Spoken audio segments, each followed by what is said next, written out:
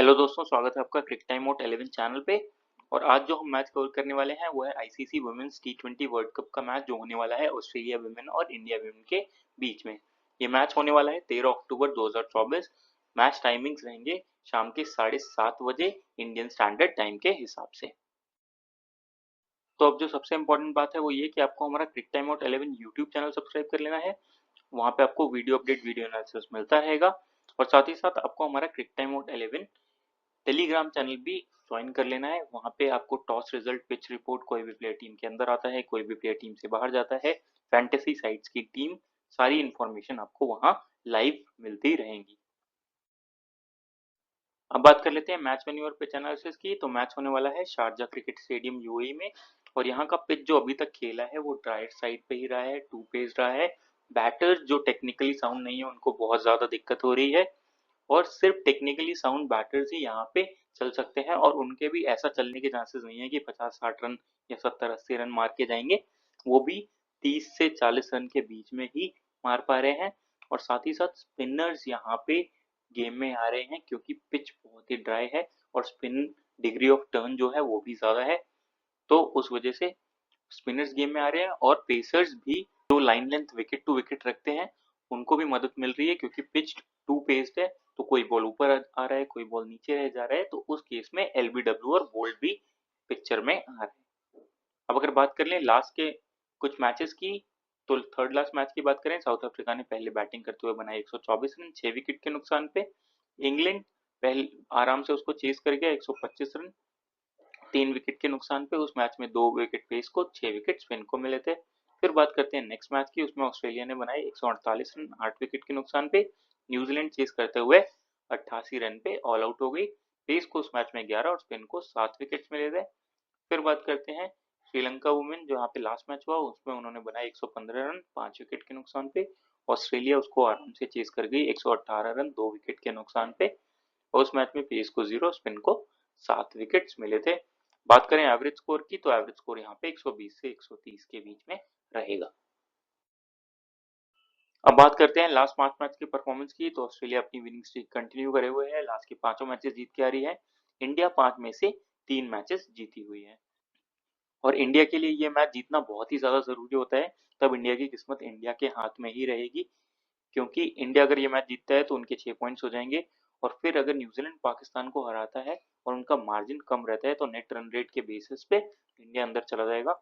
और अगर इंडिया ये मैच हारता है तो फिर इंडिया को वेट करना पड़ेगा कि पाकिस्तान न्यूजीलैंड को हराए और इंडिया का रन रेट पाकिस्तान से ज्यादा हो।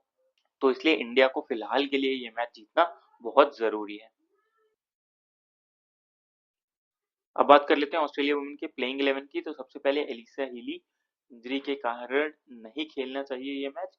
तो इनका स्क्वाड कुछ इस प्रकार से होगा। बेथ मूनी ओपन करेंगी ग्रेस हैरिस के साथ, फिर आएंगी एलिस पेरी, एश गार्डनर, फिबी लिचफील्ड, टाइलर मैकग्राथ, एनबेल सदरलैंड, सोफी मोनिलो, जॉर्जिया वेरहम, मेगन शूट और एलेना किंग या डार्सी ब्राउन में से कोई एक, most probably Alana King team के अंदर आनी चाहिए। अब बात करें ओवर्स की, तो देखिए मेगन शूट, सोफी मैनुलियो और एश गार्डनर अपने पूरे पूरे ओवर करती हैं, तो ये हो गए टोटल 12 ओवर्स। बचे हुए जो 8 ओवर्स हैं वो एनबेल सदरलैंड, जॉर्जिया वेरहम और एलेना किंग या डार्सी ब्राउन जो भी खेलते हैं उनमें डिवाइड होंगे। अब बात कर लेते हैं ऑस्ट्रेलिया वुमेन के प्लेयर स्टैट्स की। तो बेथ मूनी 104 मैचेस की, 98 इनिंग्स में 2956 रन है, 39 का एवरेज, 123 का स्ट्राइक रेट है। बात करें लास्ट के 5 मैचेस की, तो फॉर्म ठीक ठाक ही चल रहा है और ये स्लो पिचेस पे भी आपको ठीक ठाक रन बना के दे सकती हैं। और इस मैच में इनके पास कीपिंग बैकअप भी रहेगा, तो ये अच्छी पिक रहेंगी आपके लिए, जरूर कवर करके चलिए। फिर आती हैं ग्रेस हैरिस। तो 46 मैचेस की, 30 इनिंग्स में 474 रन है, 21 का एवरेज, 163 का स्ट्राइक रेट है, 9 विकेट्स ले रखे हैं। रीसेंट फॉर्म को तो कुछ उतना अच्छा चल नहीं रहा है और स्लो विकेट्स पे ये ज्यादातर आपको नहीं चलेंगी। और साथ ही साथ बस एक प्रॉब्लम इनके साथ ये है कि अगर ये बॉलिंग कर जाएंगी तो वहां पे इनके विकेट लेने के चांसेस रहेंगे। तो उस केस में ये ठीक ठाक पिक हो जाती है। फिलहाल बॉलिंग पे इन पे के क्लैरिटी रहता नहीं है, तो फिलहाल के लिए हम इनको एवरेज ही पिक लेके चल रहे हैं। फिर आती है एलिस पेरी। तो 160 मैचेस की, 103 इनिंग्स में 2024 रन है, 31 का एवरेज, 115 का स्ट्राइक रेट, 126 विकेट ले रखे हैं, टेक्निकली साउंड बैटर है और आपको ये 30-40 रन का स्कोर करके देके आराम से जाएंगी, चाहे पिचेस स्लो हो फिर भी तो आप आराम से इनको कवर करके चल सकते हैं।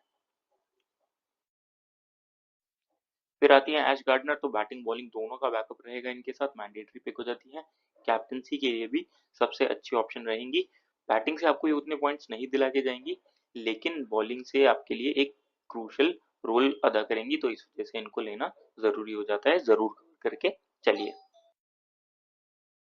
फिर आती है फीबी लिचफील्ड, तो 19 मैचेस की 14 इनिंग्स में 295 रन है, 36 का एवरेज, 146 का स्ट्राइक रेट है। रीसेंट फॉर्म कुछ इतना चल नहीं रहा है और मोस्ट प्रोबेबली स्लो पिचेस पे ये भी अच्छा परफॉर्म नहीं करके जाती हैं, तो इनको आराम से आप छोड़ के चल सकते हैं। फिर आती है तहेला मैकग्राथ, तो 48 मैचेस की 36 इनिंग्स में 990 रन है, 41 का एवरेज, 132 का स्ट्राइक रेट है, 18 विकेट ले रखे हैं।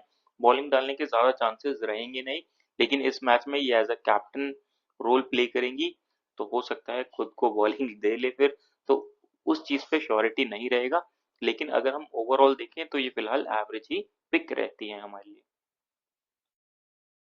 फिर आती है एनबल सदरलैंड, तो 37 मैचेस की 15 इनिंग्स में 123 रन है, 11 का एवरेज, 138 का स्ट्राइक रेट है, विकेट्स 25 ले रखे हैं। बॉलिंग से काफी ज्यादा अच्छे फॉर्म में है, इनके स्लोअर वंस कटर और जो विकेट टू विकेट लाइन है वो काफी इफेक्टिव हो रही है। हर मैचेस में इन्होंने 2 या 3 विकेट्स लिए ही लिए हैं, तो अच्छी पिक रहेंगी आपके लिए, जरूर कवर करके चलिए।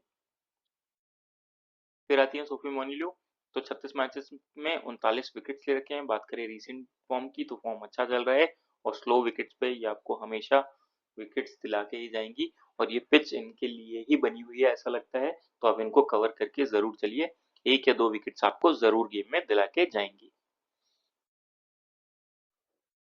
फिर आती है जॉर्जिया वेरहाम, तो 61 मैचेस की 21 इनिंग्स में 245 रन है, 17.5 का एवरेज, 144 का स्ट्राइक रेट है, 63 विकेट ले रखे हैं। रिसेंट फॉर्म इनका भी काफी अच्छा चल रहा है और बॉलिंग से ये भी आपको 1 से 2 विकेट दिला के जा सकती हैं। लास्ट के 5 मैचेस देखें तो कोई भी मैच ऐसा नहीं गया जिसमें इन्होंने विकेट न लिया हो। साथ ही साथ इनके साथ बैटिंग बैकअप भी रहता है, वो अलग बात है, बैटिंग नीचे आएगी, लेकिन अगर ऑस्ट्रेलिया का बैटिंग ऑर्डर कम करता है तो उस केस में इनकी बैटिंग भी आना तय है, तो आप इनको आराम से लेके चल सकते हैं। फिर आती है मैगन शूट, तो 116 मैचेस में 144 विकेट से रखे हैं। इस टूर्नामेंट में फॉर्म काफी अच्छा चल रहा है, 3 मैचेस में 7 विकेट्स ले लिए हैं और आप इनको जरूर कवर करके चलिए, डेथ में बॉलिंग डालेंगी तो अच्छी पिक रहेंगी आपके लिए, मैंडेटरी पिक हो जाती है। फिर आती है एलेना किंग, अगर खेलती हैं तो ये भी आपके लिए अच्छी पिक रहेंगी। अगर इनकी स्टार्ट्स की बात करें तो 22 मैचेस में 21 विकेट्स हैं और ऐसी पिचेस पे ये भी एज अ क्रूशल बॉलर आपके लिए काम कर सकती हैं, तो आप जरूर कवर करके चलिए अगर खेलती हैं तो। अब बात कर लेते हैं इंडिया वुमेन के प्लेइंग 11 की, तो स्मृति मंदाना ओपन करेंगे शिफाली वर्मा के साथ, हरमनप्रीत कौर, जवाइमा रॉड्रिगेज, ऋचा घोष, दीप्ति शर्मा, सजना संजीवन की जगह आपको पूजा वस्त्राकर भी खेलते हुए दिख सकती हैं, आशा शोभना, अरुंधति रेड्डी, श्रियंका पाटिल और रेणुका सिंह। मोस्ट प्रोबेबली यहाँ पे मुझे लग रहा है कि सजना संजीवन की जगह पूजा वस्त्राकर खेलती हुई दिखेंगी। अब बात कर लें अगर ओवर्स की, तो देखिए ओवर्स इन्हीं 5 में ज्यादा डिवाइड होंगे और पूजा वस्त्राकर आ जाती हैं, तो इनमें से किसी के ओवर्स कट सकते हैं। अब रेणुका सिंह अपने पूरे ओवर्स करनी चाहिए, अरुण रेड्डी अपने पूरे ओवर करनी चाहिए, दीप्ति शर्मा अपने पूरे ओवर करनी चाहिए, तो ये हो गए 12 ओवर्स। बचे हुए जो 8 ओवर्स हैं वो आशा शोभना, श्रियंका पाटिल और अगर पूजा वस्त्राकर खेलती है तो उनके बीच में डिवाइड होंगे, उस केस में अरुंधति रेड्डी के भी ओवर्स कट सकते हैं।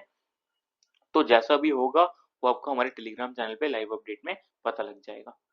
बात करें अगर डेथ ओवर्स की, तो फिलहाल के लिए डेथ ओवर्स अरुंधति रेड्डी ही कर रही हैं और अच्छा कर रही हैं, तो हो सकता है पूजा वस्त्राकर के आने के बाद भी अरुंधति रेड्डी डेथ ओवर कर जाए। दीप्ति शर्मा सेकंड बॉलर रहेंगी डेथ ओवर्स में। अब बात कर लेते हैं इंडिया वुमेन के प्लेयर स्टैट्स की, तो स्मृति मंदाना ओपन करेंगी, 144 मैचेस की 138 इनिंग्स में 3562 रन है, 28 का एवरेज, 122 का स्ट्राइक रेट है। फॉर्म ठीक ठाक ही चल रहा है, लेकिन स्लो पिचेस पे ये आपको ज्यादातर नहीं चल के देके जाएंगी, और साथ ही साथ ऑफ स्पिनर के अगेंस्ट जो इनका स्ट्रगल है वो काफी ज्यादा चलता है, और एश गार्डनर इनके अगेंस्ट बॉलिंग करने पक्का आएंगी, और ऐसी पिचेस पे एश गार्डनर इनको आराम से आउट कर सकती हैं, तो उस वजह से ये आपके लिए एवरेज ही पिक रहेंगी इस गेम में। फिर आती है शिफाली वर्मा, तो 84 मैचेस की 83 इनिंग्स में 2025 रन है, 25 का एवरेज, 128 का स्ट्राइक रेट है, विकेट्स 10 ले रखे हैं। रिसेंट फॉर्म इनका भी एवरेज चल रहा है और स्लो विकेट्स पे ये भी आपको ज्यादातर चल के नहीं देखी जाएंगी, तो आप आराम से छोड़ सकते हैं। ग्रैंड लीग में इनको जरूर ट्राई कर लीजिएगा। फिर आती है हरमनप्रीत कौर, तो 176 मैचेस की 156 इनिंग्स में 3522 रन है, 28 का एवरेज, 32 का स्ट्राइक रेट है।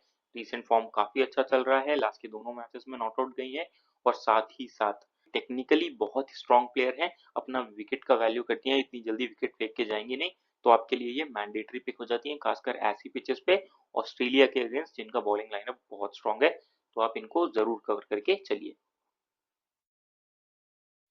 फिर आती है जमाइमा रोड्रिगेज, तो 103 मैचेस की 90 इनिंग्स में 2126 रन है, 29 का एवरेज, 114 का स्ट्राइक रेट है। बात करें रिसेंट कुछ मैचेस की, तो स्टार्ट्स मिले हैं लेकिन अभी तक कन्वर्ट नहीं हुए हैं, लेकिन ये भी आपके लिए इस मैच में अच्छी पिक रहेंगी। ये भी टेक्निकली स्ट्रॉन्ग बैटर है, बल्ला नहीं घुमाती है सिर्फ। अगर आप कवर करके चलना चाहें तो इनको भी as a trump card player अपनी टीम में रख के चल सकते हैं। फिर आती है ऋचा घोष, तो 58 मैचेस की 47 इनिंग्स में 878 रन है, 27 का एवरेज, 137 का स्ट्राइक रेट है। स्लो पिचेस पे इनके चलने के चांसेस बहुत ही कम रहते हैं और आप देख रहे होंगे कि ये पूरा टूर्नामेंट इनका खराब ही गया है। तो विकेट कीपिंग से पॉइंट दिला के जाएं और 10-15 रन मार जाएं, उस केस में ये ठीक ठाक पिक हो जाती है, 35-40 पॉइंट्स आपको दे सकती हैं, लेकिन सिर्फ बैटिंग के बेसिस पे इनको लेना सही नहीं रहेगा। तो फिलहाल के लिए मैं इनको एवरेज ऑप्शन में कवर करके चल रहा हूँ, आप चाहें तो इनको ट्राई कर सकते हैं स्मॉल लीग में, नहीं तो आराम से छोड़ दीजिएगा। फिर आती है दीप्ति शर्मा, तो 120 मैचेस की 77 इनिंग्स में 1040 रन है, 23 का एवरेज, 103 का स्ट्राइक रेट है, 133 विकेट्स ले रखे हैं। स्लो पिचेस पे ज्यादातर आपको ये विकेट दिला के जाएंगी और बैटिंग आने के पूरे पूरे चांसेस रहेंगे, तो आराम से कवर करके चलिए, अच्छे पिक रहेंगे आपके लिए। फिर आती है सजना सजीवन, अगर खेलती है तो आराम से छोड़ दीजिएगा, उतना कुछ रोल रहता नहीं है और मोस्ट प्रोबेबली इनकी जगह पूजा वस्त्र करके खेलनी चाहिए। फिर आते हैं अरुंधति रेड्डी, तो बहुत ही ज्यादा इंप्रेस किया है इस टूर्नामेंट में, 32 मैचेस में 28 विकेट्स हैं। इस टूर्नामेंट की बात करें तो लास्ट के 3 मैचेस में इन्होंने 7 विकेट्स ले रखे हैं, डेथ में बॉलिंग करेंगी, मैंडेटरी पिक होती है। अगर इंडिया की फर्स्ट बॉलिंग आती है तो सेकंड बॉलिंग के केस में ये एवरेज ऑप्शन हो जाएंगे, लेकिन वहां पे भी आप चाहें तो कवर करके चल सकते हैं। फिर आती हैं आशा शोभना, तो 6 मैचेस में 9 विकेट ले रखे हैं। स्लो विकेट्स पे इनको जो डिग्री ऑफ टर्न अभी तक मिला है वो सबसे ज्यादा है, जितने भी इंडियन स्पिनर्स हैं, चाहे वो दीप्ति शर्मा हो, श्रियंका पाटिल हो, कोई भी हो, तो आप इनको आराम से कवर करके चल सकते हैं और साथ ही साथ ये आपके लिए एक ट्रम्प कार्ड पिक का काम करेंगी, कैप्टनसी ऑप्शन का। और ग्रैंड लीग में इनको एक दो केस में ट्रम्प कार्ड कैप्टन भी ले लीजिएगा, अच्छी पिक रहेंगी आपके लिए इस गेम में। फिर आती है श्रियंका पाटिल, तो 15 मैचेस की 4 इनिंग्स में 19 रन है, 9 का एवरेज, 67 का स्ट्राइक रेट है, 19 विकेट से रखे हैं। बात करें रिसेंट मैचेस की, तो ठीक ठाक ही परफॉर्म करा है, लेकिन इनको स्पिन उतना ज्यादा मिलता नहीं है और बॉल विकेट टू विकेट रखती है, तो हो सकता है ऑस्ट्रेलिया के जो बैटर्स हैं उनको उनका विकेट इतना ज्यादा नहीं लेके जाएंगे। फिलहाल अगर आप कवर करके चलना चाहे तो फिर भी कवर करके चल सकते हैं, ये आपके लिए ठीक ठाक पिक रहेंगी। फिर आती है रेणुका सिंह, तो 50 मैचेस में 55 विकेट ले रखे हैं, रिसेंट फॉर्म इनका भी अच्छा चल रहा है और इंडिया अगर फर्स्ट बॉलिंग करते हैं तो इनको ये आपके लिए मैंडेटरी पिक हो जाती है, जरूर कवर करके चलिए। सेकंड बॉलिंग के केस में आप चाहें तो इनको छोड़ सकते हैं, ऐसे ऑलराउंडर्स को कवर करिए जो आपको बैटिंग बॉलिंग दोनों का बैकअप दिला के जाए, तो आपके फैंटेसी पॉइंट्स बेसिकली ज्यादा रहें, क्योंकि सेकंड बॉलिंग के केस में इनके साथ ऐसा हो सकता है, अगर इंडिया कोलैप्स कर जाती है तो उस केस में ये विकेट ज्यादा नहीं लेंगी, तो इस बात का आपको ध्यान रखना है। तो अगर बात करें ड्रीम इलेवन टीम की, तो विकेट कीपिंग सेक्शन से बेथ मोनी आपके लिए अच्छी ऑप्शन रहेंगी। फिर बात करते हैं बैटिंग सेक्शन में, तो यहाँ से आप एलिसे पेरी को कवर करके चल सकते हैं। बाकी आप चाहें तो स्मृति मंदाना को कवर करके चल सकते हैं, लेकिन उनका ऑफ स्पिनर के अगेंस्ट स्ट्रॉन्ग स्कोर रिकॉर्ड खराब है, तो उस केस में हरमनप्रीत कौर को हम लेके आराम से चल सकते हैं। आप चाहें तो ताइला मैकग्राथ, जमाइमा रोड्रिगेज, शिपाली वर्मा को भी ट्राई कर सकते हैं। फिर आते हैं ऑलराउंडर सेक्शन में, तो यहाँ पे दीप्ति शर्मा अच्छी पिक होती है, ऐश गार्डनर अच्छी पिक होती है, जॉर्जिया वेरहम अच्छी पिक होती है, पूजा वस्त्राकर अगर खेलती हैं तो आपके लिए मैंडेटरी पिक हो जाएंगी, एनाबेल सदरलैंड भी आपके लिए यहाँ से अच्छे पिक रहेंगी। फिर आते हैं बॉलिंग सेक्शन में, तो यहाँ से मेगन शूट आपके लिए अच्छी पिक रहती है, सोफी मैनुअली आपके लिए अच्छी पिक रहती है। यहाँ से आप आशा शोभना और श्रियंका पाटिल दोनों को कवर करके चल सकते हैं, क्योंकि स्पिन पिच है इस वजह से मैं दोनों स्पिनर्स को लेके चल रहा हूँ। आप चाहें तो रेणुका सिंह ठाकुर, अरुंधति रेड्डी को भी लेके चल सकते हैं। बात करें कैप्टन वाइस कैप्टन की, तो आज कार्ड में सबसे अच्छी कैप्टनसी ऑप्शन होगी। वाइस कैप्टनसी ऑप्शन में आप दीप्ति शर्मा को लेके चल सकते हैं, वो आपके लिए सेफ पिक होएंगी। अगर आप थोड़ा सा रिस्क लेना चाहें तो आप सोफी मैनुअली के साथ भी एज अ वाइस कैप्टन जा सकते हैं। फिलहाल के लिए मैं दीप्ति शर्मा को लेके चल रहा हूँ। तो कुछ इस प्रकार की होगी हमारी टीम, और अगर इसमें कोई भी चेंजेस होते हैं तो आपको हमारे टेलीग्राम चैनल पे मिल जाएंगे। उसके लिए टेलीग्राम चैनल को ज्वाइन कर लीजिएगा, और जो सबसे इंपॉर्टेंट बात है कि हमारी यूट्यूब चैनल क्रिक टाइम आउट 11 को जरूर से सब्सक्राइब करें। जब आप वीडियोस वहाँ पे देखते हैं तो आपका मैथ सेंस, गेम का अंडरस्टैंडिंग, प्लेयर का नॉलेज बढ़ता है, और फिर जब आप अपनी टीम बनाएंगे तो आपकी टीम ज़्यादातर इफेक्टिव टीम बनेगी, और मोस्ट ऑफ द केसेस में आप विनिंग जोन में रहेंगे। तो चैनल को ज़रूर से सब्सक्राइब करें। मिलते हैं अगली वीडियो के साथ। Thank you.